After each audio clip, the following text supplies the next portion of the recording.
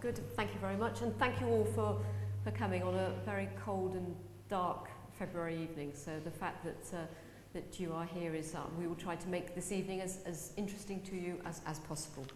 I hold these forums every couple of months, and the reason is because local people told me that they wanted access to senior officers to find out what it was, to hear from the horse's mouth, I think it was told, which is very unflattering, I apologise to you, Caroline, that they actually wanted to hear what was happening on a strategic level within in Avon and Somerset. So what I do is that I will talk to you a bit about what I do and what I don't do, and then we will open it up to Chief Superintendent Caroline Peters, who is the area commander, and then we will have any questions that you want to raise.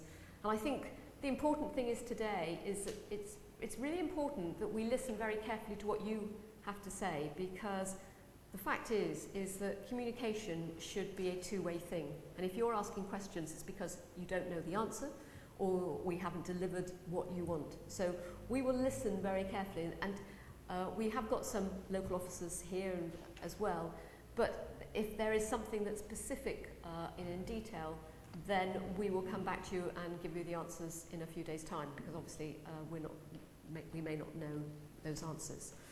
Let me first of all tell you what a police and crime commissioner does and doesn't do. So first of all, why am I here? Well, in 2012, the government decided that they were going to cease having police authorities and were going to have police and crime commissioners. I was on the police authority for the last 2 years, and I was very clear that this role should not be a party politician. Now, apologies for all the party politicians that are here in this room, but policing is a very complex task, and I thought the last thing that actually we needed was to have a politician having overall scrutiny of how the police were run. So my background is I was part of a family bakery business, at which we had a shop in the high street. Some of you may remember it. I was a magistrate for 15 years on the adult, youth and the family bench. I was on the monitoring board at Bristol Prison, and as I say, for the last 2 years of the police authority. But the government decided in their wisdom that they were going to replace the police authority with a police and crime commissioner. And so I decided that that you needed an independent to stand against the three parties. And amazingly, I won. And I say amazingly because there are a lot of activists in lots of villages and towns in Avon and Somerset. So when you're an independent, when you're starting from scratch and you have a minute campaign team, usually made up of my husband, a few friends and my children, that suddenly to take on the whole of Avon and Somerset was a very difficult task. If you think about it, there are 1.6 million people who live in Avon and Somerset, and if you think about the patch goes as far as Minehead to the west, down to Yeovil, across to Frome, up to South Gloucestershire and Bristol and Bath, and obviously Keynsham in the middle. So it is a very large patch. And I'm sure that you will have picked up that there was quite a lot of media criticism about how few people voted. Well, actually, when you actually go and listen and talk to local people, I think that we got a turnout in Avon and Somerset just under 20%, 19.5%, which was one of the highest in England and Wales. And I think we did very well, considering that you were being asked to vote for someone you didn't know, to do a job that no one understood, at a time of the year when no one voted. And the first time most of you heard that you had to vote was when a polling card arrived through your door. There was no mail shot. The government did not sponsor any mail shot. So I actually think that it was quite a miracle that so many people did come out to vote. And so I took up the post. And what I am is the bridge between the police and the communities that they serve. So I listen very carefully and make sure that I always have an open door, and I make sure that I go out and listen to as many of the communities that I can. But what I am not, okay, I am not the Chief Constable. I am not operational. I'm not allowed to have any control of Caroline or local officers or any officer or PCSO or police staff. That comes under, the direction and control comes under the Chief Constable. But what my role is that I appoint the Chief Constable and I hold them to account on your behalf. I set a 5-year police and crime plan on local priorities based having followed consultation with you. And I set the police part of the council tax precept. Now, I am about to go to the police and crime panel because I am proposing a 1.99% increase in the police part of the precept. And we've been out to consultation, and about 6 people out of 10 have said that they would they would be prepared to pay between 2 and 10% increase in the council tax. Now, as you know, that if I was to go above 2%, I would have to have a referendum. A referendum would cost an awful lot of money, and you've got to be pretty sure you're going to win. And we're not, as a country, very good at voting to say that we want to pay extra tax. So I don't think I would win, and therefore we're not going to go for it. So we'll go for a 1.99%. But police is a difficult place at the moment. We have basically 2 streams of income, one from central government and one from local people such as yourself. And the central government have already cut the money that goes into the police. We've already had to find £46 million savings since 2010. And we will, no matter who gets into the general election this year, that there will be probably between another 40 and 50 million pounds to save. Now, when 80% of the budget is made up of people, it doesn't need a rocket scientist to work out that we are going to be a smaller workforce. We've already had to lose between 400 and 500 officers over the last 5 years. And if I did nothing, absolutely nothing, that's exactly where the cut would be. So what I'm determined, because what local people want is as many officers and PCSOs on the street as possible. So what we've got to look is all other ways that we can do to save money. And that will be, as you know, we've opened 3 new police centres where we've had custody, we've now centralised custody. So we will be closing certain police stations. We will be moving and working with local authorities, and stations will look different. So whether they are with local authorities, whether they are with other blue lights, with fire, with ambulance, then we've got to make sure that we spend your money as effectively as possible and make sure that your money is spent where you want it. And you're very clear where you want it, and that is making sure that we keep as many people on the front line as possible. So that's why I will be going to the panel for a 1.99% increase. I'm also responsible for commissioning community safety services. So as far as the money for Baines was concerned, we were able to, the communities in Baines were able to receive £138,000 last year. And they've spent that on things like independent domestic violence advisors to support anyone experiencing domestic abuse. We've also spent some money on Midsummer Norton Community Alcohol Partnership, working with young people. And particularly in Keynsham, 10,000 is being used to deliver a young people's project to help them voice concerns, helping them to participate in local government, and also reducing the negative perception of young people.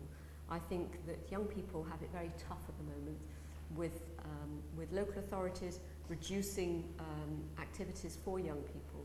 I think the more that we can do to make sure that our young people have a voice, the more that we can keep them on the straight and narrow, to be absolutely honest, because it's very easy if you're bored and you're dissatisfied and you don't have hope. It's very easy to go on a very slippery slope, which involves crime.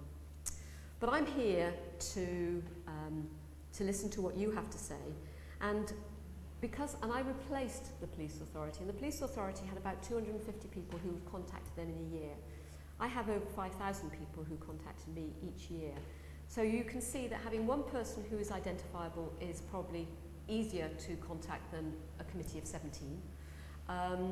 And also, I go out and spend a lot of time actually listening, whether that's what I call the quiet voices. And I try to spend one day a week out just listening to, going to groups of people, whether that is the people who are suffering from addiction, whether that's people from homeless, whether that's just mother and toddler groups, just listening to what people want from their police service. And let's be very clear, it's not my police service, it's not Caroline's, it's not Chief Constable's, and it certainly isn't government's, it's yours. You pay for it.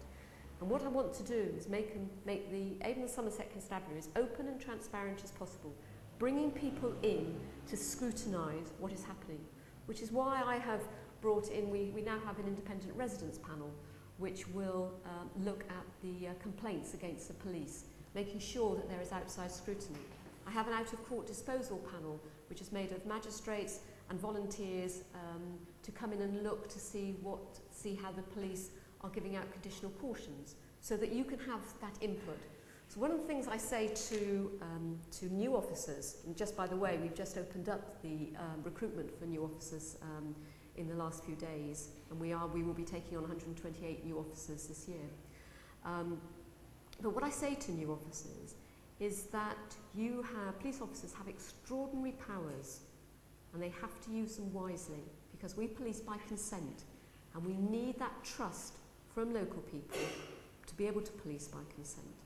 And one of the things I think we need to be very clear on is that I think local people will forgive the police if they make a mistake. After all, we're all human, and the only way you don't make a mistake is keeping your head under the duvet for 24 hours. But what local people will not forgive us for is if we cover it up. And I think that if you look at some of the media that's been in national media such as Plebgate, Hillsborough, Tomlinson or whatever, that's where the police have covered things up. And that is not acceptable. And so I try to bring local people in to be able to scrutinise the police. One of the things we went out with on consultation, again, was the police and crime plan. One thing I got very clearly from local people is that one police and crime plan for the whole of Avon and Somerset was not what they wanted, because they wanted much more tailored police and crime plans. So Bath and North East Somerset now have their own police and crime plan, tackling the priorities, which was tackling antisocial behaviour, tackling burglary, domestic and sexual violence, and putting victims at the heart of everything we do.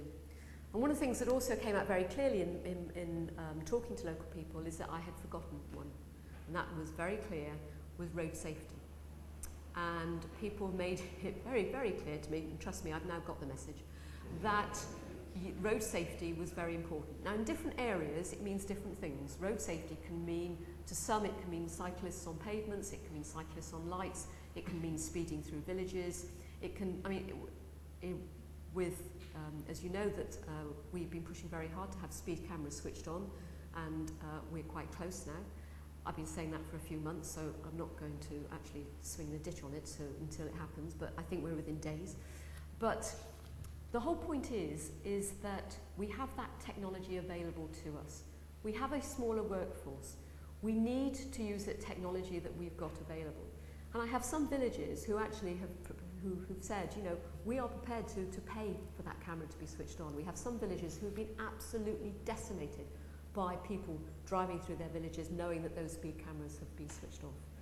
And if you look at it, that we have about 450 people who are killed or seriously injured on our roads in Avon and Somerset each year. If we were talking about 2 jumbo jets crashing in Avon and Somerset each year, we wouldn't be debating whether we'd be switching on cameras, switching on technology to prevent it from happening. So that's one of the things that I have been very clear about. And I'm sure that there may be some people here who may be very anti speed cameras. All I can say that it's not a cash cow. We don't switch it on in order to fleece everyone. And if you don't speed, we get no money. And also I've said that as far as if the money that comes from speed cameras, if you get fined, that money goes straight to Treasury, doesn't come to Avon and Somerset. If you go on a road speed awareness course, then we get a percentage of that money, and I've committed that we will spend that money either on road safety or on community projects. So I will make sure that that money is fed back into the community. But local policing can't work by itself. We need you. We need you as volunteers. We need you as Community Speed Watch. We need you as Neighbourhood Watch. You are the bread and butter and feed into the police service. And we put extra resources to make sure that neighbourhood watches, particularly in Community Speed Watch, are much more valued by the constabulary. I think in the last few years it was a bit hit and miss over Avon and Somerset, and we've made it a priority working with senior officers to make sure that consistency is now getting embedded, and I hope that for those of you who have been involved in either of the Neighbourhood Watch or Community Speed Watch, I'm hoping that you are seeing a better service, and I'm sure if you're not, you will tell me in a few minutes. We've also, as far as making sure that there is money available to help with local neighbourhoods, we have an action fund where groups of people, residents, charities, local groups or whatever, can apply for grants of up to £5,000. And that's because one of the things I've heard very clearly is that some of you have got amazing creative ideas about how to tackle antisocial behaviour in your area, how to tackle, how to improve the help for victims. And you've come up with some brilliant ideas. And so we've made available that pot so that if you're interested, we've got some details at the back here. And if you're interested, then have a look on the website. I think just to close, before we go to Caroline, one of the things you may have seen in the paper is that one of the areas that we are also looking to save money is by sharing more and more of the teams with Wiltshire. We're looking to do a strategic alliance with Wiltshire. And the reason that is because we can share back office stuff, we can share specialist teams. We already do quite a lot with Wiltshire on major crime already, and we are very similar, we have some similar ideas to making sure that we protect, absolutely protect our local neighbourhood policing teams and are working with partnerships with our local councils. We get that, but everything else we have to look on how we can share. After all, our police officers don't really care whether they're paid from Swindon or Bristol, as long as they get paid. And I think that it's beholden on us as leaders to make sure that we do as much back office sharing and procurement, making sure that we can share and get the best deals because we will be a larger customer going out. I think one of the things that I think is critical, that we need to do that, and I think you as taxpayers deserve that. So I also, just before we finish, just wanted to say that local people's confidence in Avon and Somerset now is the highest it's ever been. According to the British Crime Survey, 79% of people are confident in Avon and Somerset Police. If you think about it, a few years ago, we have 43 police forces. A few years ago, that confidence in Avon and Somerset, we were 35th in the country. We're now in the top 10. And so by having that openness and transparency, I think is really key, and I think is really important to make sure that that's how we keep your confidence, because it's only with your confidence in the belief that the police are competent and fair and transparent can we continue to police by consent. So thank you very much for listening, and now I'll ask Caroline to talk about what's happening in this part of the news. Thank you. You can have that, or you can...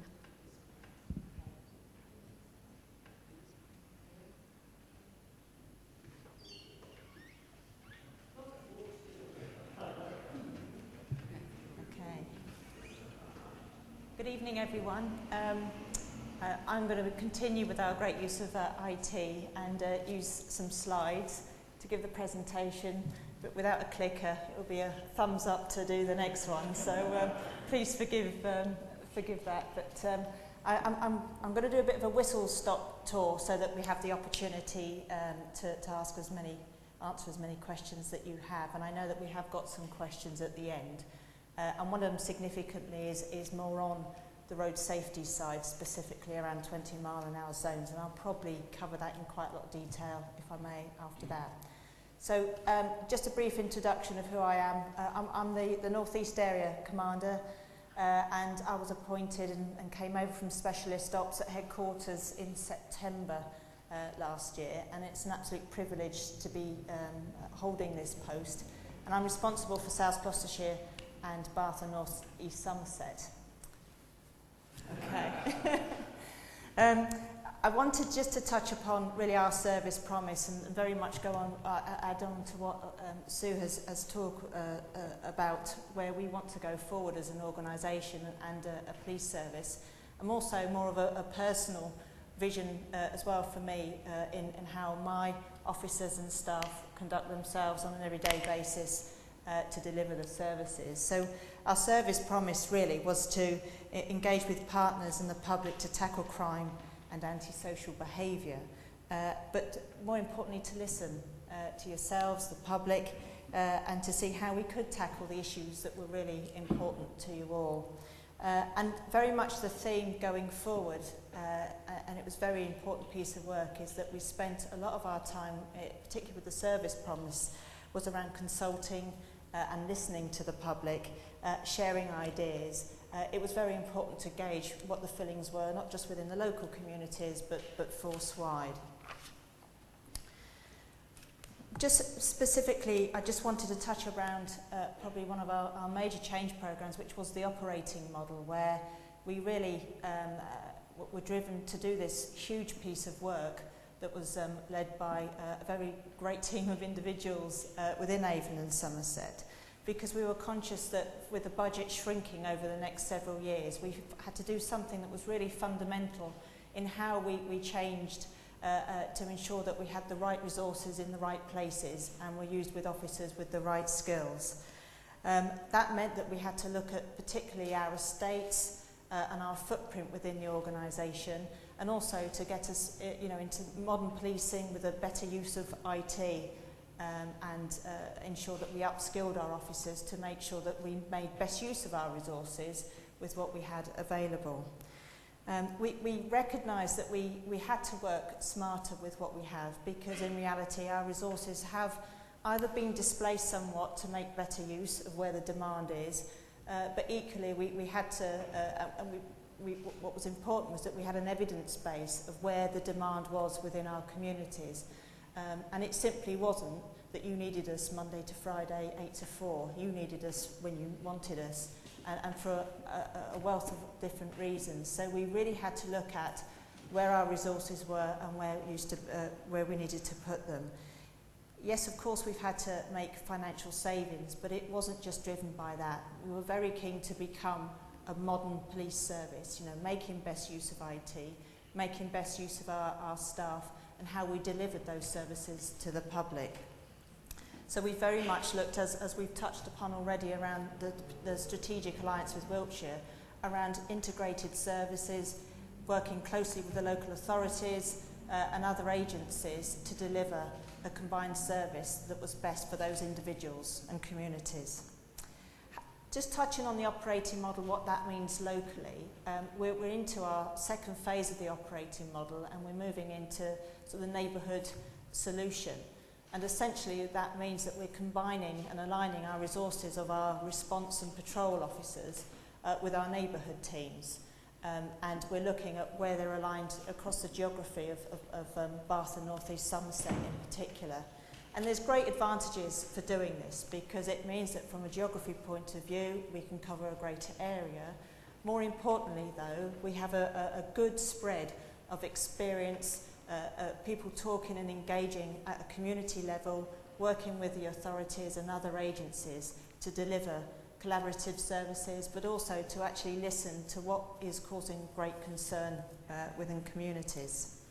So we've looked at the neighbourhood teams and the responses, and just as a reassurance, we haven't reduced our neighbourhood teams by any number at all. What we've simply done is thought a bit smarter of where we put those resources to make best use of them. And that is a very reassuring message, because we are all under, obviously, a lot of scrutiny of how best we use them, but I think it's a very positive move. What it means is that it's a one-team approach, so that when any of our officers, our PCSOs, our special constables, our volunteers, when they report at any briefings, all that information, all that intelligence, that daily business, what's happened the day before is shared, and everyone has a combined idea of what they need to do. We're looking a lot smarter on how we're tasking people as well, to ensure that, if there is an emerging crime trend, we're tackling it. If we have a community trigger where there's an antisocial behaviour issue, we can combine the resources to tackle it effectively.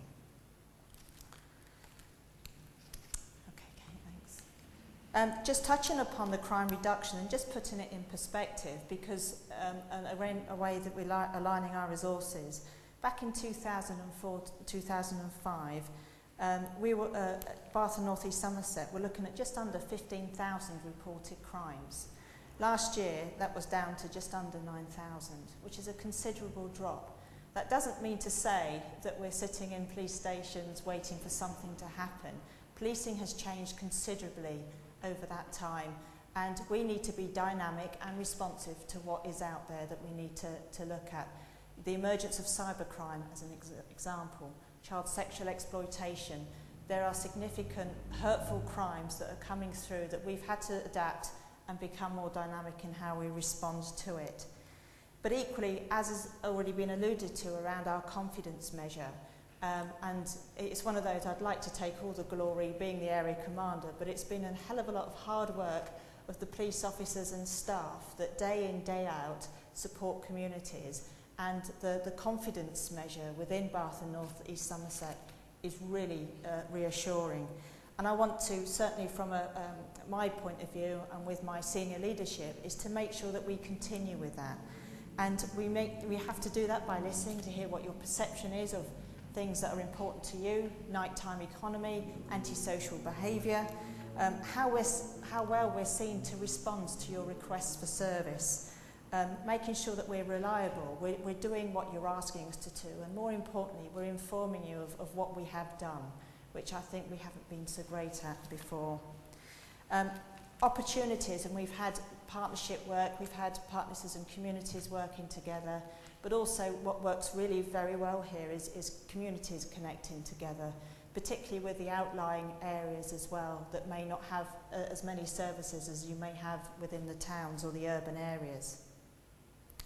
Thanks, Kay. And satisfaction levels, particularly around antisocial behaviour.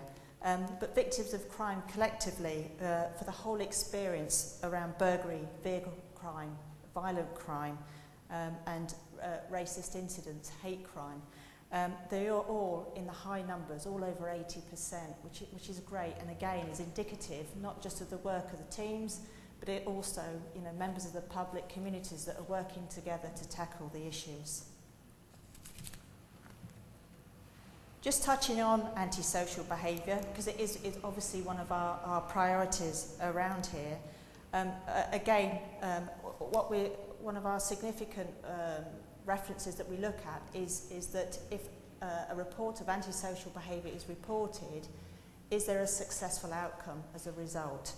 And for the North East, our ambition was set at 44%, and we're coming in just under 60%. So again, the success of ensuring that we're being responsive, we get a really good understanding of what that antisocial behaviour is, and then working out collaboratively around solutions as to how we can tackle it, but tackle it quickly so that it doesn't come back again. Some of the other areas that we're particularly making significant progress is around domestic abuse and burglary. We are, again, we have a new tasking system which is very live and really is a 24-hour service, which we've never had before. So we're not just waiting to turn up and be briefed in the morning. If there's live intelligence that's important that needs to be out there so that we can look at it, assess what the threat and risk is, we can then adapt the resources to it so we can make sure that we respond to whatever the request for service is. Domestic abuse, again, we have seen an increase in reporting of domestic abuse, which again is a fantastic success. And some may query that, but it's to encourage victims of domestic abuse to report offences to us so that we can put in measures and certainly positively around suspects and offenders, deal with them swiftly. But there are other areas that we can look at now. We've got domestic violence protection orders. a significant tool now in our armoury, which prevents the perpetrator being able to come back, and it just gives the victim some time and space, you know, to be informed, get that intervention and that support that's required. And we have an enhanced service, which I'll go on to. But burglary, again, absolutely a priority, not just in the urban areas, but in rural areas as well. We're very conscious about how we respond to all the areas within the force, but for me particularly between Bath and North East Somerset. Very much victim focused, and looking at what our response is, particularly in the first hour, making sure again we've listened to what's happened, have a really clear idea of how the offender has got into that property, making sure that intelligence is disseminated very quickly. And again, we've had some excellent successes where the response of police officers and PCSOs in particular have ensured that we've had some excellent arrests recently for burglaries. Putting victims first, again, has been a huge driver for us significantly, and it comes back to my point around listening and consulting with victims around how they're dealt with, how they're treated with by police as a victim of any crime or any incident. And it's with great pride that we've got the Lighthouse arena now, where we've got individuals and teams now that are trained in giving that enhanced support to victims, not just for antisocial behaviour, but for that top tier where we feel that we can give that additional support. We can use other agencies to support victims that we may not be able to give all that time and effort to just on our own.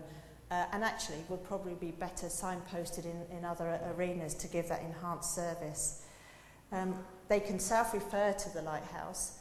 It doesn't mean to say that if any member of the public reported a crime, that the officers, certainly at a local level, would say, no, Lighthouse is going to deal with these sort of issues. It's everyone's responsibility that we engage with victims, ensure what's important, and to treat them fairly, keep them informed. Lighthouse simply gives that enhanced service longer term, and hopefully empowers them as well to not become a long-term victim in the future. I just wanted to give, I'm just conscious of the time, just some latest updates which will probably generate some discussion anyway in this meeting. I was just going to pick up some things that we've got here. I've talked about the increase in reporting of domestic abuse. We've talked also about the PFI sites, the custody centres, the police centres we've got. Clearly we've got one just down the road being Keynsham. And there's been a lot of healthy debate around what that actually means for us. We had made the decision to close Bath Police Station last year. We will remain at Bath Police Station, even though it now belongs to the University of Bath, for probably about a year.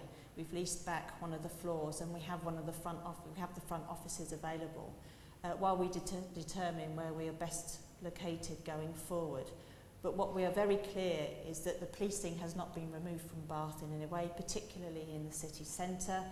The responses will still be the same, but what we're looking for is a building that we can respond from that's probably just less than a mile away from the city centre. That move happened fairly quickly, and it has meant that we are trying to identify, but we've got 2 potential locations that are very close to the city centre. We're just now working out again how best to put the neighbourhood teams and the response teams to ensure that we continue to give that service across the area. But the PFI site took a lot of staff away from Bath Police Station, and absolutely for the right reasons. You now have a purpose-built police centre that provides all the custody provision, not just for Bath and North East Somerset, but also for probably Bristol and some of Somerset as well. And it's been incredibly successful. You've got dedicated teams that take on the investigations there. Crucially, that means that frontline officers, if they've arrested anyone, can transport them to Keynsham and they will be dealt with there so that they are allowed to get back to the front line and be able to perform their role. So, from a point of a visibility point of view, and being able to then respond to further requests for service, we can deliver that far more effectively. And a number of the crime investigation teams have also gone to the police centre. So actually what's been left at Bath Police Station as it stands is some of the neighbourhood team, the front office, inquiry officers, but also the response team. But within the next year, they will be moved out of Bath Police Station. We've also, we'll talk about road safety a bit later, but rural crime. We've realised, and again, listened to particularly members of the community in rural areas, that previously rural crime, perhaps we've never put the resources or the energy into that area. And of course, it hurts a victim of rural crime, probably more so in many respects, because quite often it's the financial implications and it's their work and it's the main driver for their families and as well. And we've opened it up, and we now have a rural group that focuses on the whole force. But we have now upskilled many of our staff to ensure, again, identifying what crime trends, what suspects are out in the rural areas, what type of crimes they're committing, property marking. So we've got a far more dynamic response to rural crime. It's far more joined up, and we're working closely with the NFU as well. And again, it's fair to say it's in its infancy, but there's a huge amount of energy and motivation behind it to again best serve communities within rural areas. And finally, it's the use of volunteers, and this is probably particularly dear for me because I'm responsible for police cadets, and it very much goes on what Sue said around children and young people. It's been incredibly successful for us in terms of bringing and encouraging young people within the policing family to engage with us, and actually it's what that output into the community which is so important for us.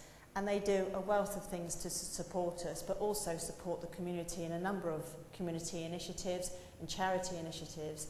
And there's a real sense of purpose for these young people, and driven on by the fact that they could be future members of the policing organisation, but equally the fact of good, strong citizenship and the fact of the positive impact that they have on peers.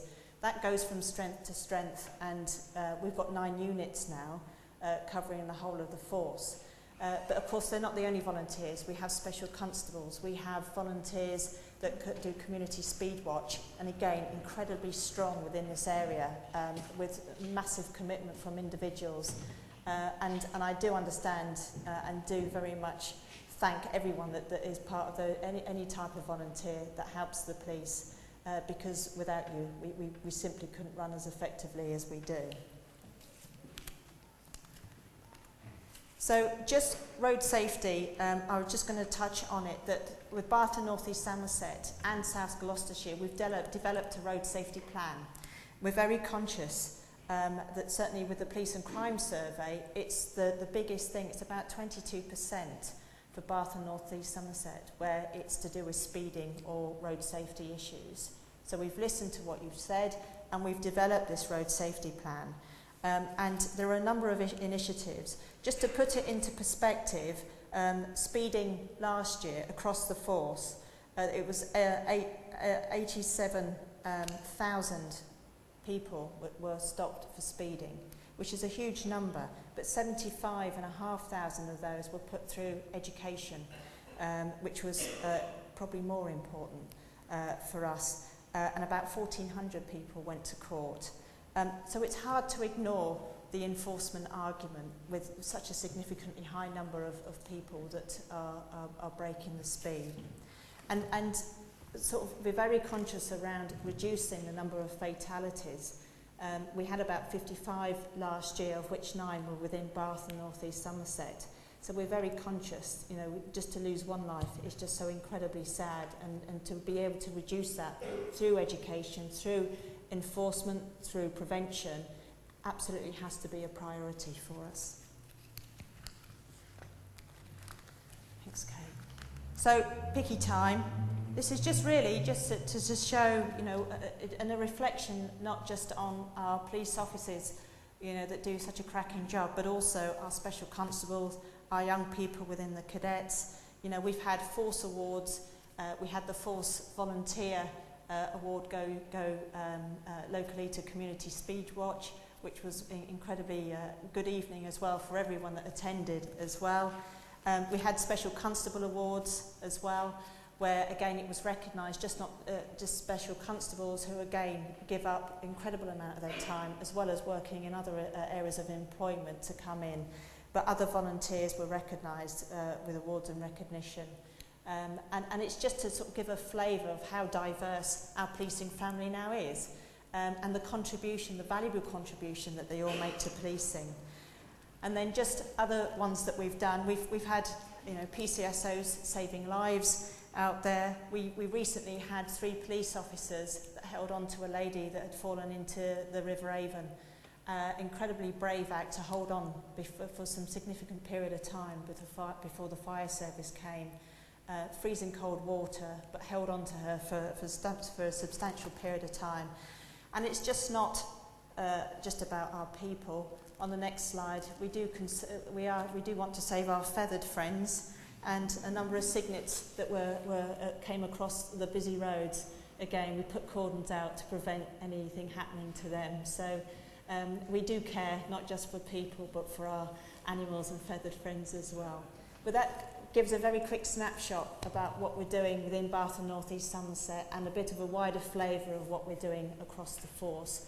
I will stop now because I think there's going to be some questions coming. I'm sure there will be. Thank you very much, Caroline. Okay, if you could put your hands up if you want to ask a question. Tom will come with you with the microphone. There's quite a few people who are going to make questions, so if you could make them as short as possible, and if there's something that you want to talk personally about later on, then you can see us afterwards. But Tom, if you'd like to come into this championship.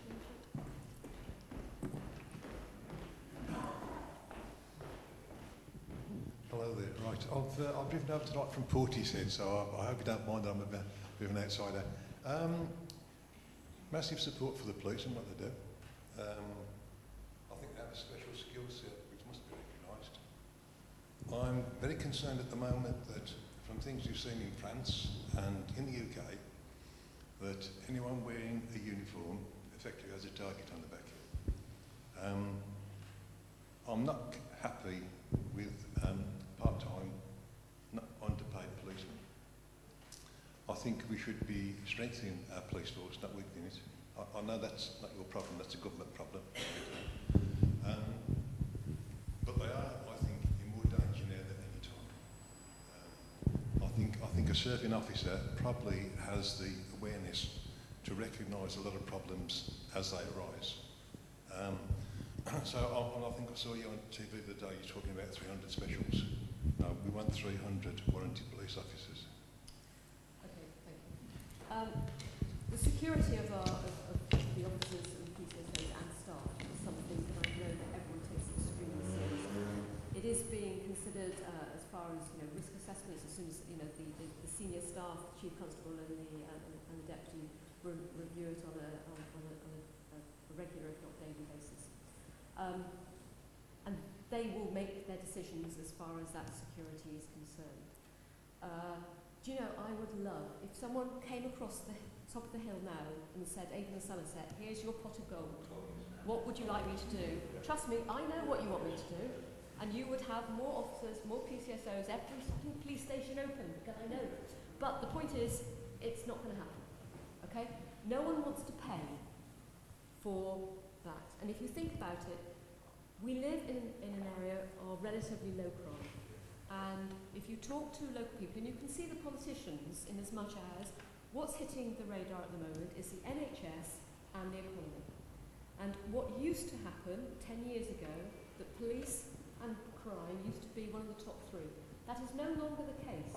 It has dropped to 7th or 8th, 9th, which in a lot of ways it's a good thing because people feel a lot safer than they used to. But it's not a political tool anymore. And I think that at the moment, they both, no matter who wins a general election, we will have still a number of cuts.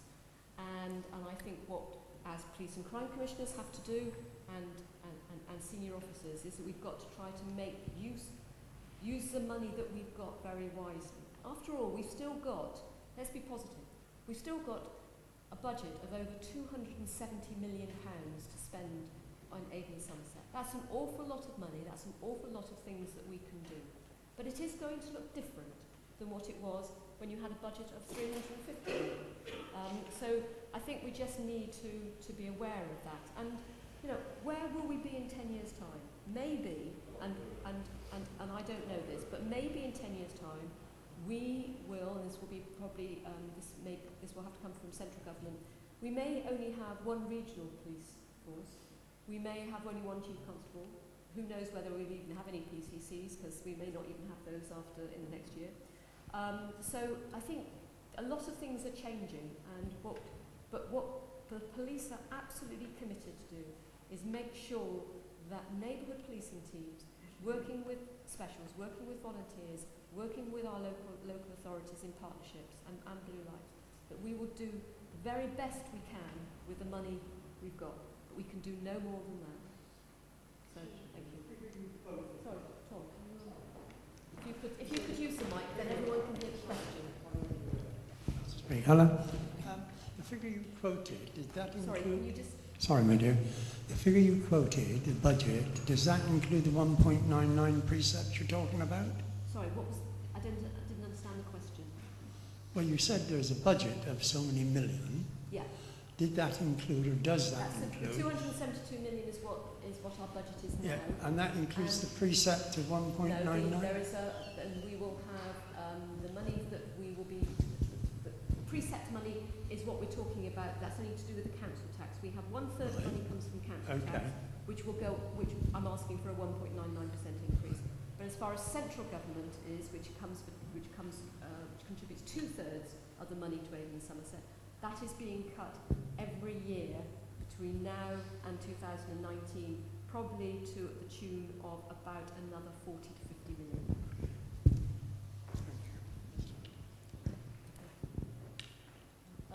This gentleman at the... No. One question. You talked about the link between Somerset and Wiltshire. Now, are the computer systems going to be totally compatible? And also, will there be an interchange of officers on the patches? I'm sure the senior officers will have a lot of time in the mess, enjoying themselves, but the lads on the deck, are they going to have experience of the different areas? As far as IT, that is a brilliant question. Because do we have the same IT at the moment? No, we don't. Are we going to work towards it? Yes, we are. That's absolutely the right thing. In the same way as that we will align terms and conditions to be the same, because they are the blockers that get in the way of trying to get the teams to work together. As far as local neighbourhood policing teams are concerned, that they will still be in their local areas. As far as some teams we already have major crime, we have things, and special branch, that already covers Avon and Somerset and Wiltshire. And with road policing unit, we are in a collaboration with Avon and Somerset, Wiltshire and Gloucestershire, so that's road policing, dogs and firearms. So we've already got a lot of experience about covering larger areas, but as far as your local teams are concerned, that will still be dedicated and stay in your local towns and villages. And there'll be an interchange of experience? Sorry? There'll be an interchange of experience? No, I think it's very early days, and I'm not going to commit anything at the moment because we are still talking, but I think as far as your local teams will stay local, and as far as your specialist teams, they will be looking to see what the savings are that we can make them to be wider. But also, not only are we talking about specialist teams, we're talking about back office, so that there will be one HR, there'll be one finance, there'll be one legal, and that's where we're trying to save some money. Thank you.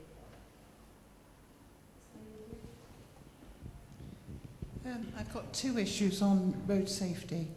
For a number of years, I've been concerned about the dangerous driving on the ring road from Hitsgate on towards the Emerson's Green direction. There's been undertaking, motorcyclists doing wheelies, all sorts. None of us are perfect drivers, but, you know, really, I think it's been, things I've seen have been quite dangerous. The second point is, I'm just wondering if any of the police drivers who use the new custody suite have commented on the road surface outside in Ashmead Road. Thank you. Caroline. Okay. Yeah, I mean, that's why we've developed this road safety plan around some of the issues, and that has been highlighted around you know, dangerous and reckless driving. And you know, my own personal view is driving standards are going down, they're deteriorating significantly.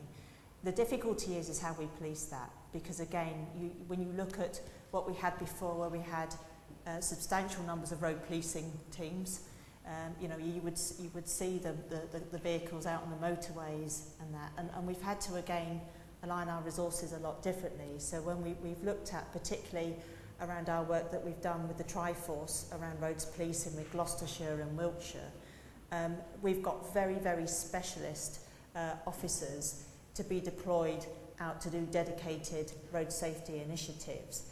What we felt was missing was that local road safety initiatives. So we have adopted a road safety plan which we use within Bath and North East Somerset and indeed South Gloucestershire, where there are issues like this that we're starting to look at what the evidence is behind it, because one's opinion of someone's driving will be different to another opinion, and I accept, you know, that there's some horrific driving out there, and I wish if I had a blue light on my own car, I think I'd never get to work because I'd be stopping so many people.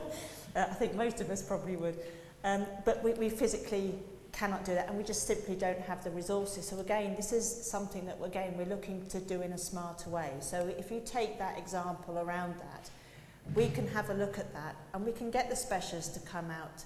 We can look at whether we can educate and redesign the roads as an example, which may reduce various offences. But equally, we can now dedicate resources, and if that is something that is important to the local community, and we pick on that roundabout, we can then diary in within our road safety plan to say, on such and such a date, we will be out and we will be policing that area. And we all know, with a visible presence of police officers, that is a deterrent, but actually it's about education and enforcement.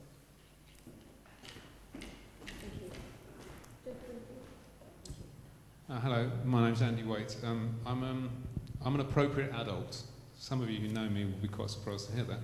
An appropriate adult, for those who don't know, work with vulnerable children or vulnerable adults or children under the age of 18. And I have worked at the new Keynsham custody suite, and it's a very impressive building. It's very secure. It's the decor's a bit boring, but it's very secure and it does the job properly, and there are 48 cells there.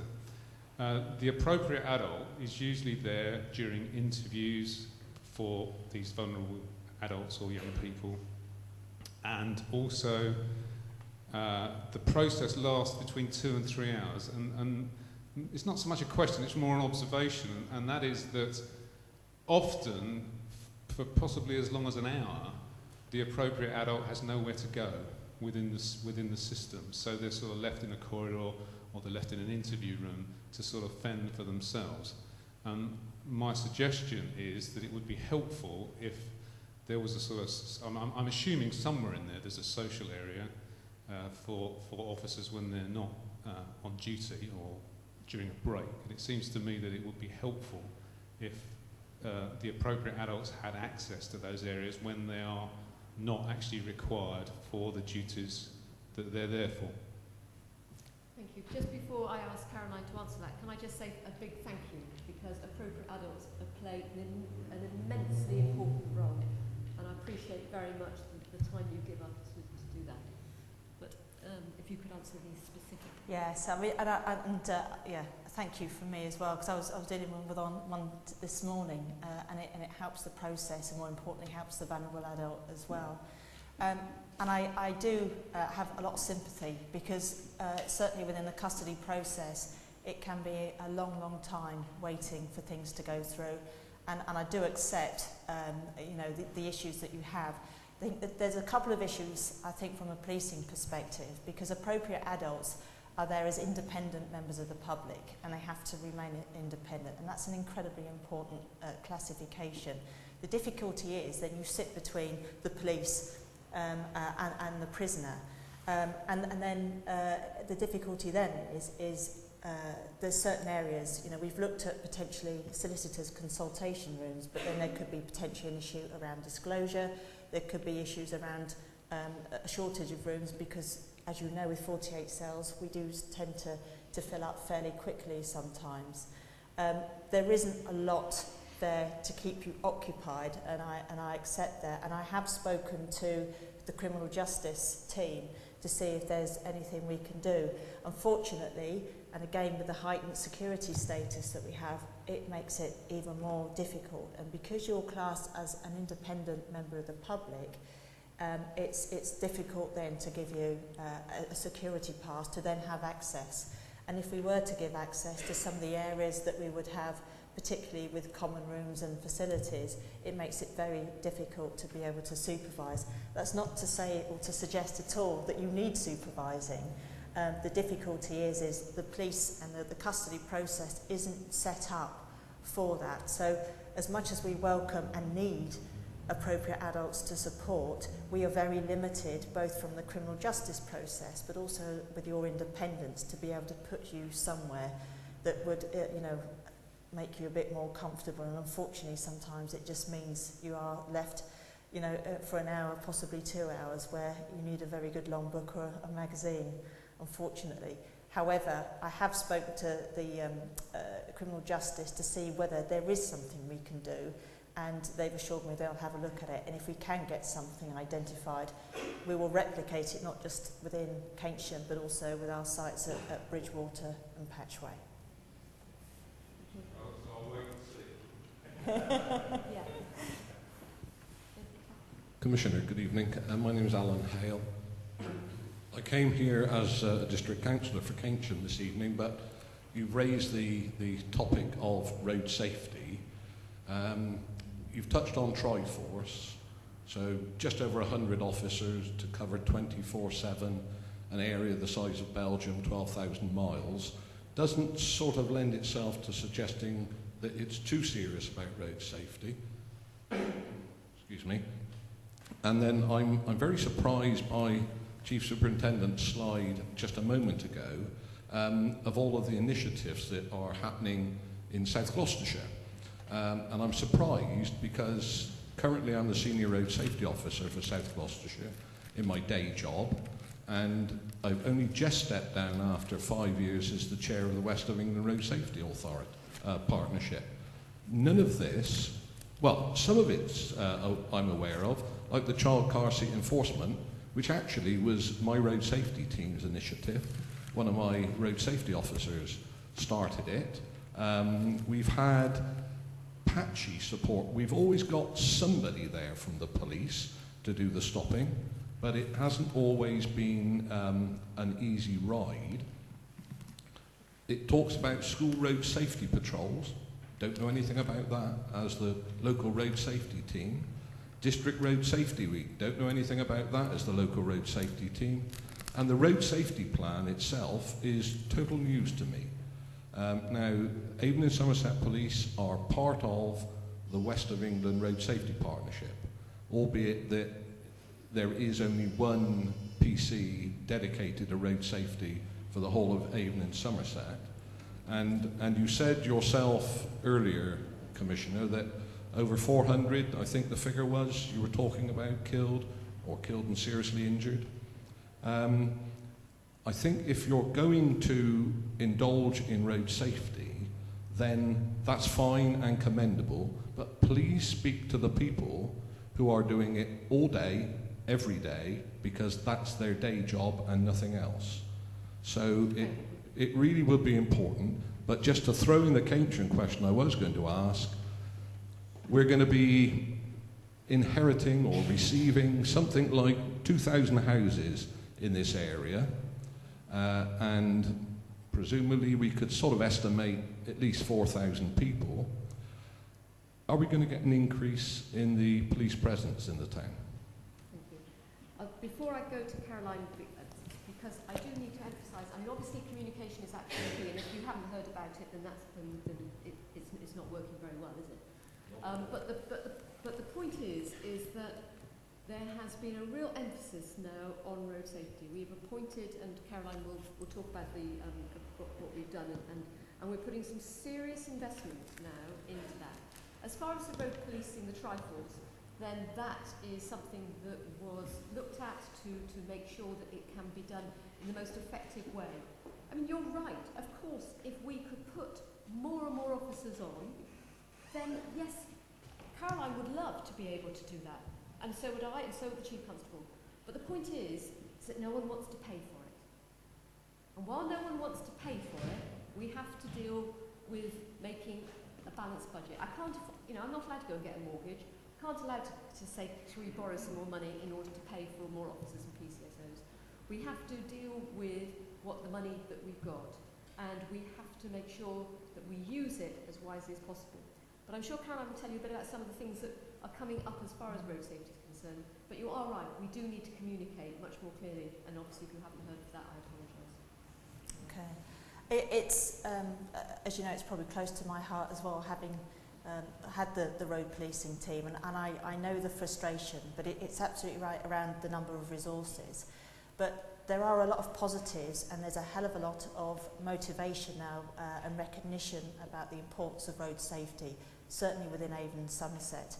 And we now have the local policing directorate, which is based at Portishead, but we now have a dedicated superintendent. Specifically, that is his title is road safety.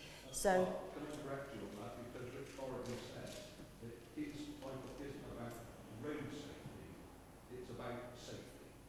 yes. So it's not specific. But he has a specific portfolio for road safety because he is now responsible, there's a lot of initiatives that will come from there, and the staff that he's responsible for, Dave Adams is one of those individuals which you will know very well around there, where we're now in that process of engaging and making sure we know what initiatives are out there. I mean, we have the IAM, we have Advanced Motorist Associations, we've got a lot of incredibly professional, dedicated people that are very experienced in dealing with road safety. And this comes back to my thing around collaboration and working with voluntary agencies and charities that are dedicated to road safety, because it's in piecemeal right across the force, but specifically here, it is very important to communities on road safety. So what's happening is we've now got a strategic view and a vision of what road safety looks like. We are not going to get the resources that we've had before. It's just not going to happen. However, what we can do is use those resources with volunteers as well to make a difference and target in particular areas that are, causing not only a danger to pedestrians and other road users, but certainly with the communities as well. It's just a quality of life issue as well, and there is a constant danger on some of these roads as well.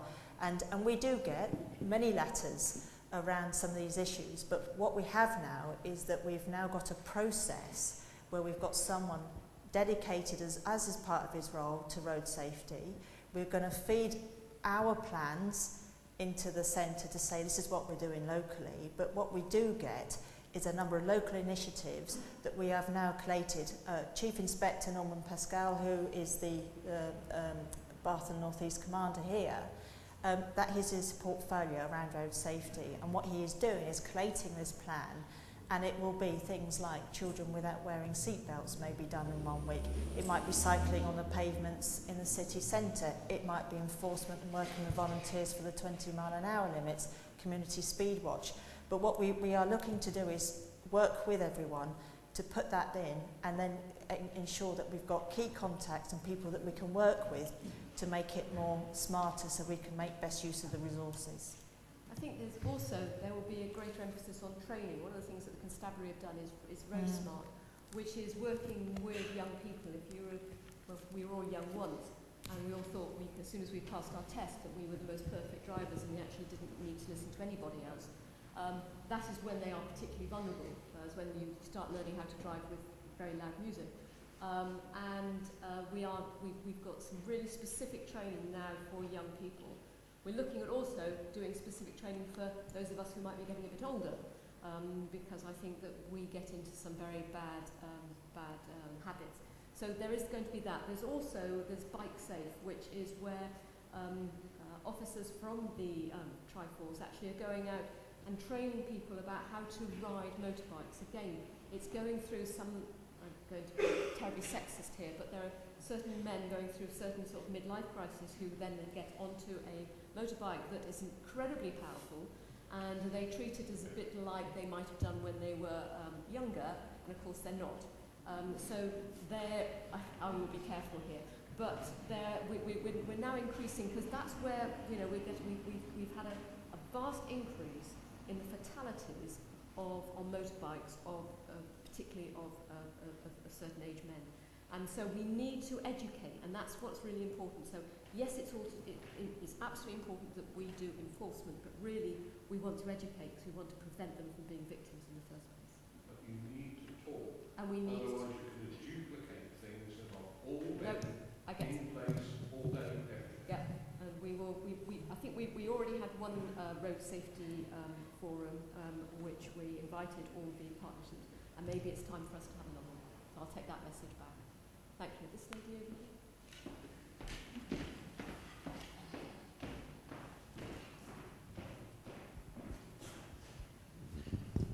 Good evening, everyone. I'm Gina Jackson from the Bath City Boxing Club. Last year we received a referral from the PCSO. They're experiencing quite a few problems with youngsters in the area, antisocial behaviour, particularly targeting elderly. We said we would try, and they did. We had 6. We had major problems with the coaches because the children's behaviour was so bad, one of them actually left. But we persevered. We won't be judgmental. They came from varying problems, at home. We persevered, and I'm pleasantly surprised they've had no recorded incidents since. Their attendance at the club is erratic, but my question is, what happens when Manvers Street closed? Will we still retain those links with our PCSOs and everyone? Yes? Yeah, absolutely. I mean, before just going, Caroline will be able to talk to you about that, but I think you're absolutely right. Boxing clubs, and I'm very supportive of boxing clubs across the area because of the work that you do, which is extremely invaluable, and it's amazing about the work that you do in creating discipline with these young people. And I've spoken to quite a lot of particularly young boys who have, because they have role models all of a sudden within the boxing fraternity that have turned their lives around and are sort of have become far more interested in their own health, far more interested in keeping fit, but also knowing how to be disciplined with what they can and can't do. So before we answer that specific one about the PCSO, I would just like to say that there is money available through the Action Fund where you can apply for grants, because that's tackling things like antisocial behaviour. So please feel free to, if you need. Yes, thank you very much. We did receive some last year. Can we apply again this year? Yep. Just to add on to that, because we've seen that also with the recruitment of cadets, and it's the same ethos where, and we've had some really positive stories where people, young lads particularly, that have lived in their bedroom for 8 hours a day just on their Xbox, and they can't get them out of the bedroom, suddenly coming to every single event, and boxing is an excellent example of that. Just some reassurance really around the PCSOs. We've got 40 in Bath and North East Somerset, and we're going to keep 40. And they will still have their responsibilities, and what we're doing is we're aligning them to the response teams as well. So whatever work they are doing, it can be shared with other individuals that are on those response teams and at wider neighbourhood teams. So you won't be losing them. And I know there are both PCSOs and police officers very passionate, particularly working with children and young people, where they can absolutely contribute and try and steer them onto the right path, and for us to prevent them to go into a area of offending or prevent them from further offending. So I do applaud your perseverance, and if we can... it does wane sometimes. I can understand that. But I know we have individuals within the organisation that are passionate, not just with boxing but with martial arts, with scouts, and it's a cross of information and experience, and I think that's something that we've seen with volunteers and special constables, where you get this wealth of experience of life and how to engage with often quite difficult areas and targeting people that are quite hard to reach in normal circumstances, and to have an avenue where they can go, get fit, that feeling of self-worth can only be applauded. But if you've got members of our staff that are already doing that, we'll do our very best to maintain that contact. And if you ask your members of staff, if anyone would like to come and join us, we need more coaches, more volunteers. Thank you.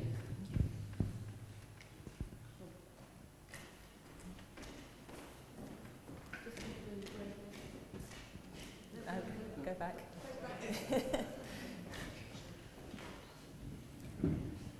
Tom Geek, what is the policy, please, on the carriage and use of tasers? Well, before, I'm sure you're going to be asking, because it was about the Federation, there was a lot of media press, wasn't there, over the weekend. And I have spoken to the Chief Constable about that, and I'm sure Caroline will be able to give you the policy from the force.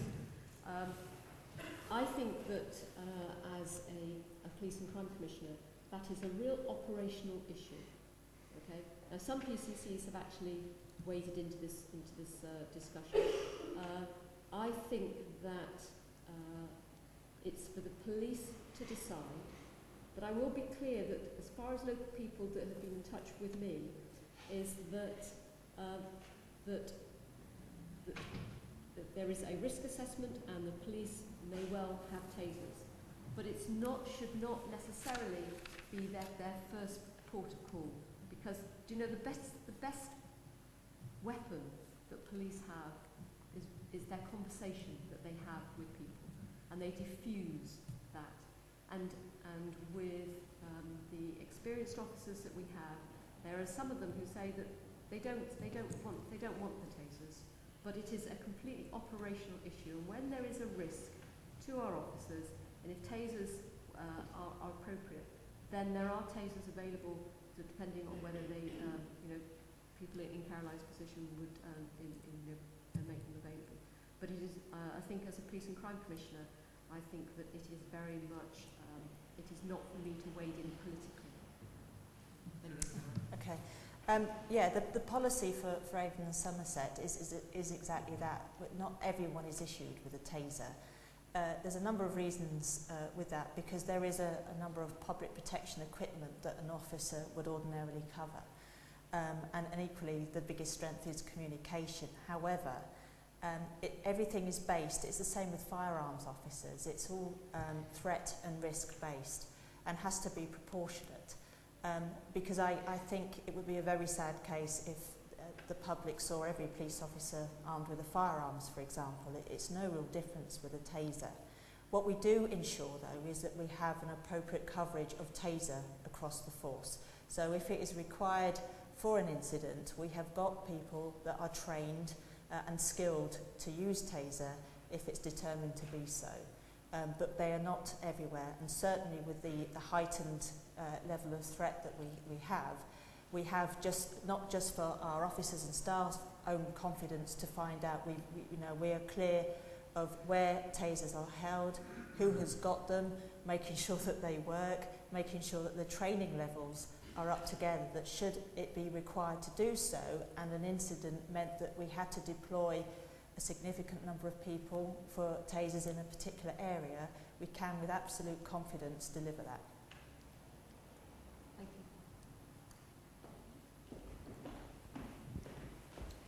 you. Thank you. I just wanted to raise something that Alan Hale mentioned around communication, because I think communication, if nothing else, is patchy, depending on what we're talking about. For example, this meeting, to my mind, was quite well advertised in the press and through posters. Now, I didn't realise, and I don't know how many other people here realised until tonight, that we had, I believe, something called a North East Division. Is that what you call it? In other words, I didn't realise that Bath and North East Somerset had joined with South Gloucestershire, which I think is, I'm right in assuming is what has happened from what you've said. But I do think the public ought to understand that and know that. I could mention other things where communication hasn't been all that it should have been in the past, for example, PAC meetings. But I don't want to go into that. But I really do think you need to have a look at communication. I think you are absolutely spot on there. So with communication, I often get asked by local people, why aren't the police doing something? And I say, haven't you heard? We are there doing A, B, C and D, but we're not terribly good in the past about making sure that communication is going. And communication is a circle. It's not a monologue. It has to, if it goes one way, it has to come back. And that's one of the things, like Community Speed Watch, like Neighbourhood Watch, and with PACs and Connecting Communities Forum, is that people have got to feel that the information that they're giving is also something's being done with it and being given and giving that information back. So there is a real pressure on the constabulary to make sure that connection is feeding back, to make sure that those people, that if you've contributed to something, that that if there has been a success with Neighbourhood Watch, say, that they've gone back and told them. If there have been, as you say, that there has been some ways of changing some of the districts in the police, how can we convey it? I mean, I can say there's lots of ways, but the fact that you haven't heard of it means that we haven't done it very well. So I'm very open to ideas about how we can do more of. I'm very sure that we've got to do certain things in hard copy because not everyone's got access to the computer. There's been a dramatic improvement in the constabulary's website, but there's more and more that we can do, and I do get that. And so any comments about how other ways that we can communicate would be much appreciated. But the constabulary do understand that it is their responsibility always to make sure that communication is a two-way thing, not just one way. I'd just add on to that, because I mean, certainly as an area commander and having commanded, a number of incidents and bits and pieces, communication always comes up, always, and it's a constant challenge on what best we can communicate. But then you've raised the point quite rightly, and it is a very good point, but actually you are now informed because you've come to an advertised meeting where we have now told you that it's now the North East. So actually, it sort of worked because we've used this forum to tell you something you didn't know. It's same with Alan, not knowing that there's a road safety plan. You now know, you'll hold us account now to make sure that we do something with it. And that's the point, is that it doesn't matter what forum or how we present it, how we write it, someone somewhere will not get the message. It's not their fault. It's just we need to be more alive to an alert and how we can make those messages. But the fact that you've come away this evening to listen to what we have to say, you are now informed of that, as a number of people will be. So, that level of communication is working through this forum. Thank you. I'm Brian Simmons. I'm a councillor for Keynsham North. If you want to get information into the local community, we have two quite lively papers. There's one I believe most of the time and one I don't, but I won't tell you which one it is. But they're always looking for news, and I don't know if you advertise this meeting in there, but if you put information about crime figures and crime trends, it would make people more aware that sheds are going to be broken into in the next few weeks, because the people that want a new mower or want to flog a new mower at a car boot are getting their stock in. So can you just...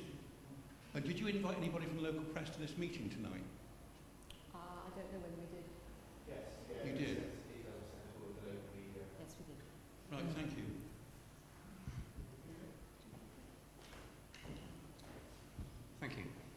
So, my name's Clive Fricker. I'm a town councillor in Keynsham, so welcome to the town. You talked earlier about your role, and you obviously take pride in the fact we're climbing the ladder in terms of satisfaction, as it were, with our local force. And you travel around the area picking up problems and people complaining about things that don't happen. But to what extent is your role to look at the bigger picture in the UK, so that you're from other commissioners, and maybe with any support or not from the middle, are you getting good ideas and initiatives elsewhere? Because we don't have a monopoly of ideas in this area, however good we believe we are. And do you see that as another key part of your role? Yes, absolutely. I mean, we get together as police and crime commissioners across across England and Wales on a regular basis. We are not proud in copying other way of doing it. In fact, in Northumbria, they are looking at they have set up a triage about how to deal with police complaints, which has improved satisfaction of complainants. And so we are looking at that. The fact that we have an independent residents panel in Avon and Somerset, and again looking at police complaints, is being copied by other people as well. So we get together. We also have a very number of national working parties, which we work very closely with the Home Office, so that we can feed direct into the Home Secretary. So that's where we have a much larger national role as well, and I play quite a large part in that. So. But you're absolutely right, it's important that we get together, and I mean, we are very powerful when we all speak together. We can't do it very often because we don't always agree.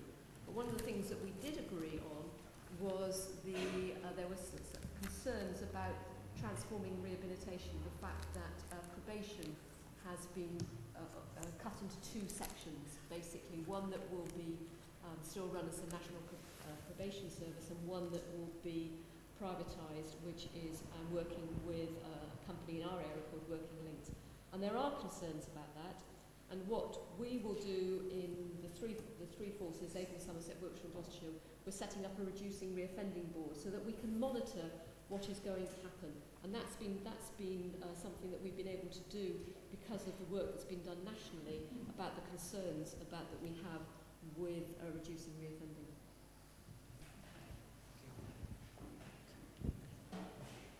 Okay, person with the yellow top.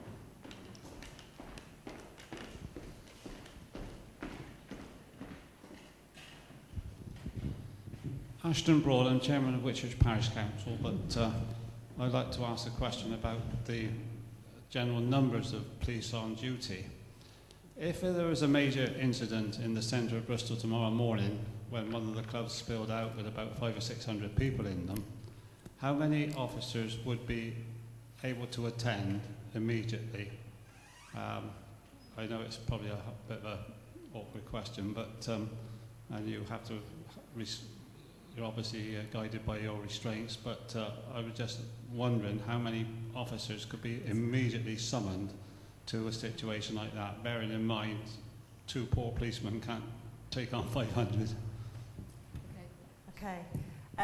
It is a good question because it's something that we worry about every day to make sure that we've got the right resources when they're needed, and particularly for members of the public. If using that example, and there's many that we could cite around the force where we've had to press the button to say we need extra officers now. We have an understanding with all the local policing areas. So you now have Bristol, you have Somerset, and you have the North East.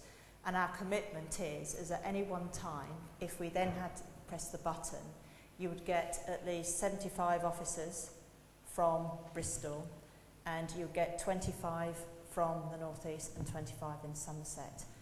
What we have to have is we have to be able to stand up trained officers to be able to deal with that issue. So, you know, we've had incidents before where we've had a rave somewhere where suddenly you've had up to 400 or 500 people suddenly turn up and there's a significant public safety issue.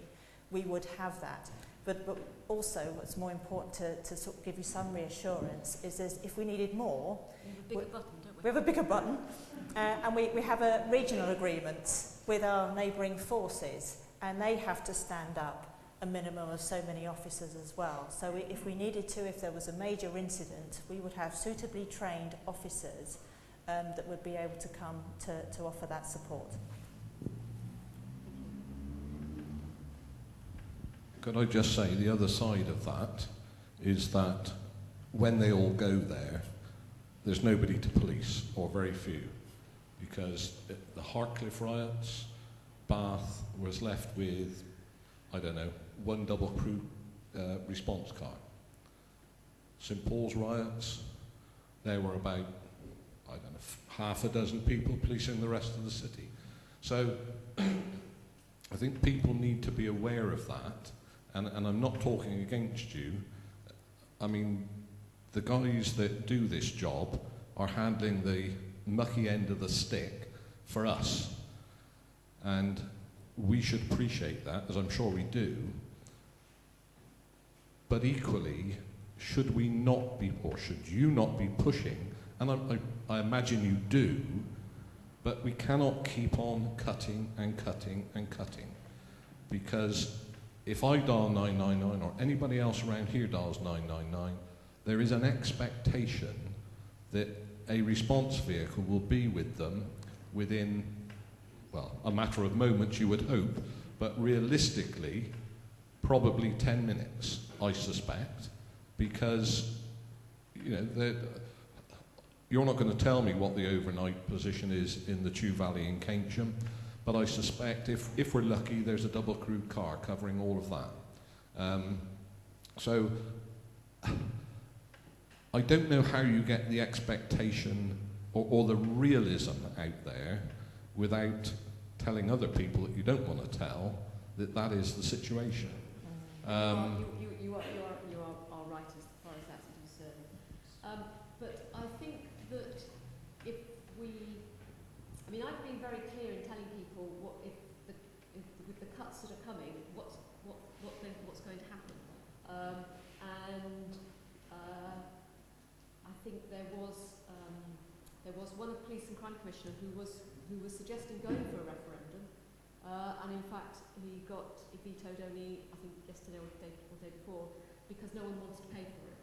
So there comes a point where we will have to, and I think this is why I think that we will go regional in the end, because we need to protect very much our local policing, and therefore it's beholden on us to be able to do a lot more back office stuff, because that's where we can make some savings. But I think that the way forward is probably working with central government to be able to know so that they understand what the cuts are. And I think going back to what we as Police and Crime Commissioners, we are very clear about what the cuts actually mean, and the government of the day, whoever that will be, needs to understand that. And I think just to put it in perspective from the point that you make is that, you know, let's be clear, we are a very safe force. You know, the communities within Avon and Somerset do feel safe, and on a normal business as usual day, we do have enough resources to be able to deal with what comes through. We are talking about the unusual. Fortunately, the unusual doesn't happen very often, but if the unusual does happen, we've got the skills and the resources to respond to it, and we have our regional forces as well to help us. I do apologise, I didn't introduce myself when I asked the first question. It's Ian McLennan, Farrington Gurney Parish Councillor. An idea to raise money. May I suggest that we introduce the same idea as they do in France. If you're stopped by the police for speeding, you pay a fine. Let's stop fiddling about with all this taking people away to teach them how to drive. That costs money, over and above the cost of stopping them and taking them to the police station. Just have an instant fine and be done with it. If you speed in a limited area, you know damn well you're speeding, you have no excuse whatsoever. I'm sorry. Well, again, there are different views on that, and one of the things that I think we need to always be very clear about, and I would say this because I'm an ex-magistrate, is that we have to be clear that we don't live in a policing state. We don't live in a police state. We live in a police state. We live in a state where if you disagree with the police and you think that you have got an argument, you go to court. And you go to court and where you are given a very fair hearing, in my eyes, and the magistrate, completely independent of the police, completely independent of the defendant, will make a decision. And I think that that is the place that that should be, rather than having immediate fines. Because for some people, they're not able to pay it. And I think that, and you know, for all I know, that the government of the day may change the way that legislation, but I think that we need to have always that option for those individuals to be able to argue their point and go and do that in an independent place that's not under the police. That's why we have an independent judiciary. Dare I suggest, I think it's a minuscule number of people that are unable or don't have the ability to pay a fine. Not necessarily immediately, but within 7 days. The rest of us, if we're caught speeding, we pay. And if you get caught speeding, you get a brown envelope through your door, and you are given X period of time to pay. So that does happen, but I think that's. I would have to say that's an unrealistic understanding of the way the community is. To say that there are very few people who wouldn't have the money. Sadly, there are lots of people who wouldn't have the money. That's why we've got a few banks. All right.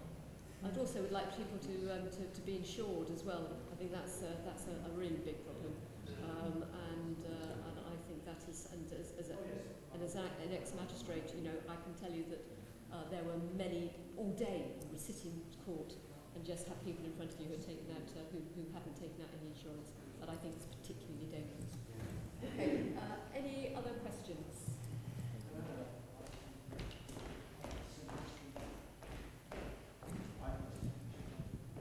Further to road safety. Before I came to Portishead in '95, I used to live in an area which was a couple of 100 yards up from the M42 roundabout, and you often had people approaching and leaving at motorway speeds. A local policeman used to show up with his van, he parked on my front, got out with a radar, speed trap, and the effect was immediate and lasted quite a long time. Now, I've seen a little bit about the debate in the local press between fixed cameras or the police and who picks up the bill.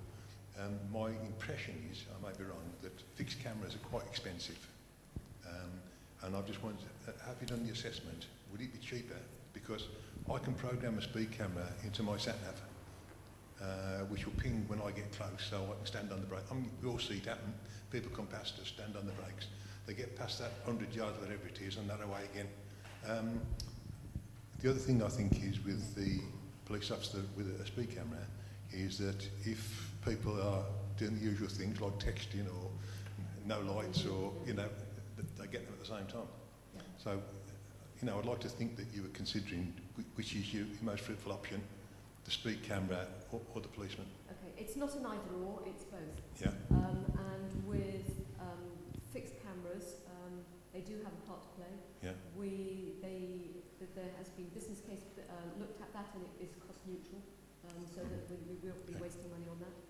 We'll also be, the fact is that there are, we now have 9 mobile vans that go out and about, and they will not only be picking up for speed, but they will also be doing for speed seat belts, yeah, and on the phone.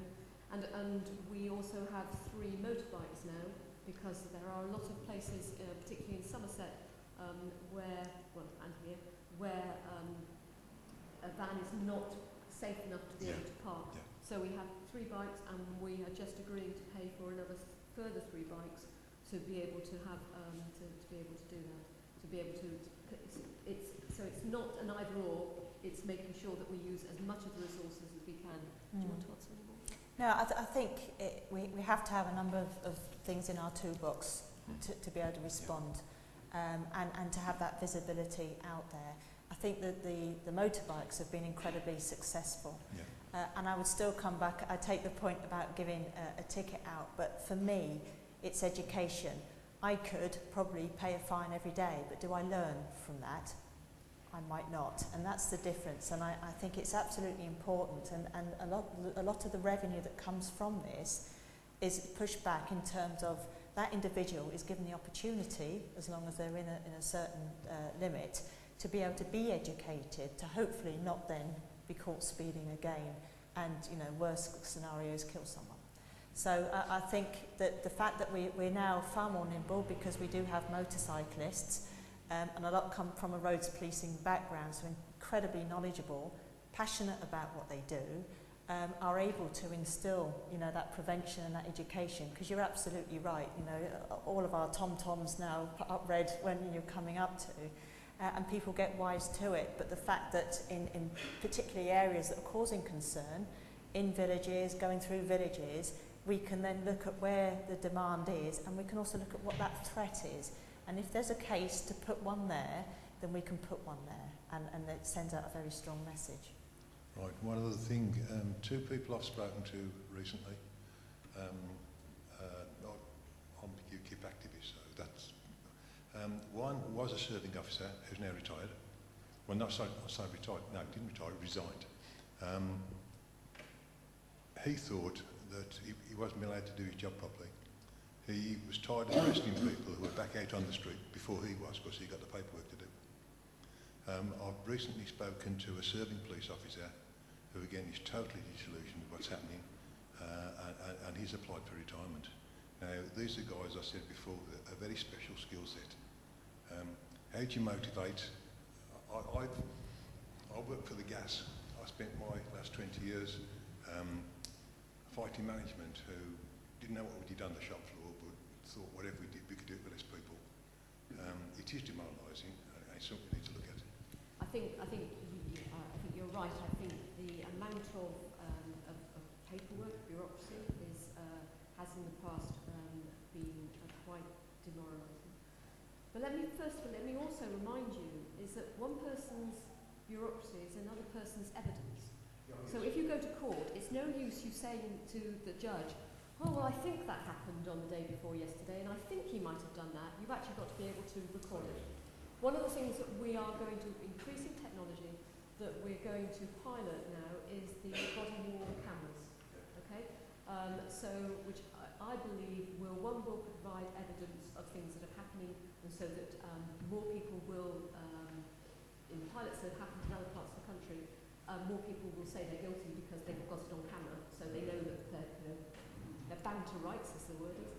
And of course, what we want to get to the point is that police officers, we won't have to take statements. We'll get to the point where actually the victim or the witness will be able to talk direct to the camera. The camera will then be the upscotty, you know, will go into the ether. The ether will go into the digital file. The digital file will go to court, and that's how eventually it will work. We're not quite there yet, but that's the vision. That's what I want. That's what I want to invest in IT, so that we can do to make sure that, you know, our officers are out there. They do a phenomenal job, and it's our job as leaders to make sure that they've got the tools to do the job, and that's what. Okay.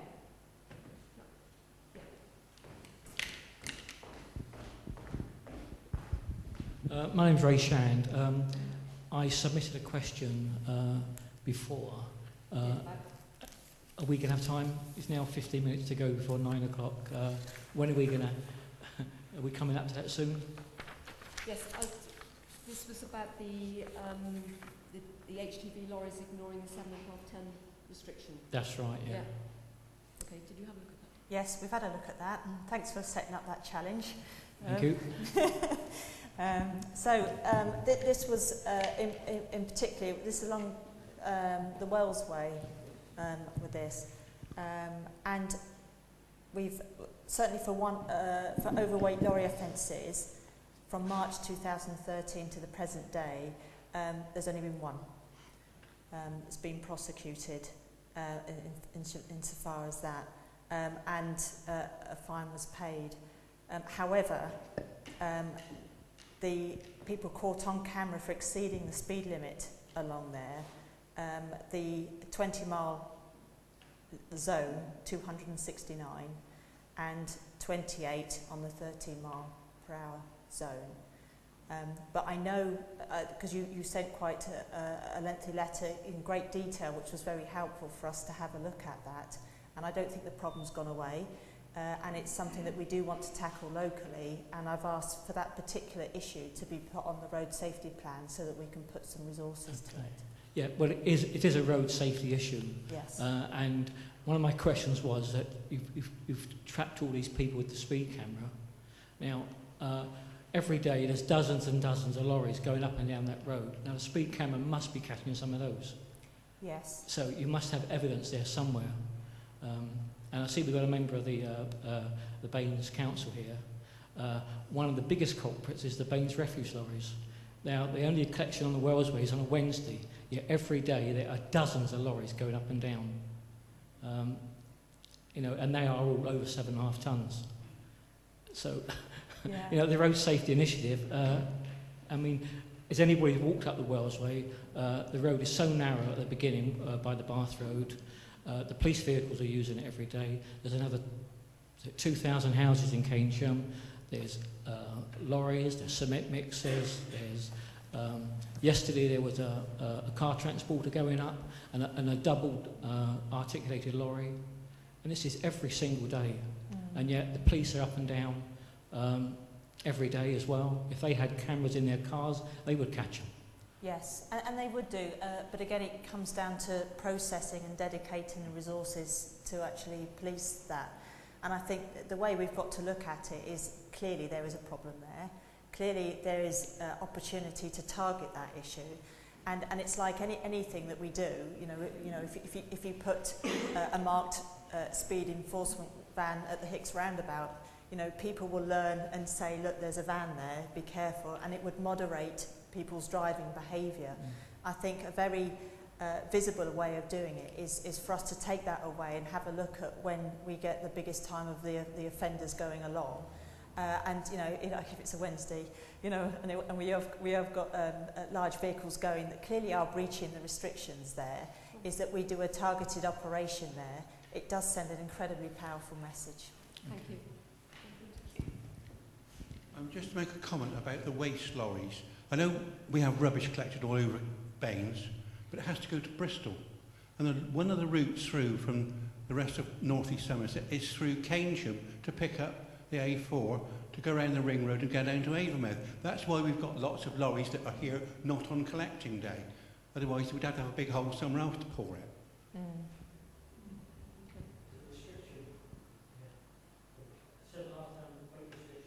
Not if you're going through. No, it's not for access. Access is within that strip of road. If that was true, you would be able to get any lorry leaving the Wimpy site to come off that site with 30 tons of lead in it. They've got a right to go through. I think it's an area that obviously...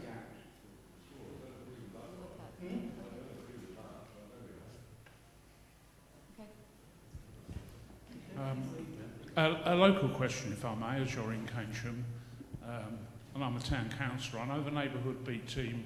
Don't think you moved yet, have you, into the new one-stop shop? But they're an excellent team. Let me tell you about now. It's good to work with them. When they do move, have you any plans for the police station? What, the existing Keynsham police station? Yes, we've got no immediate plans. It will stay there for the immediate future, certainly. Yes. Yeah. Okay.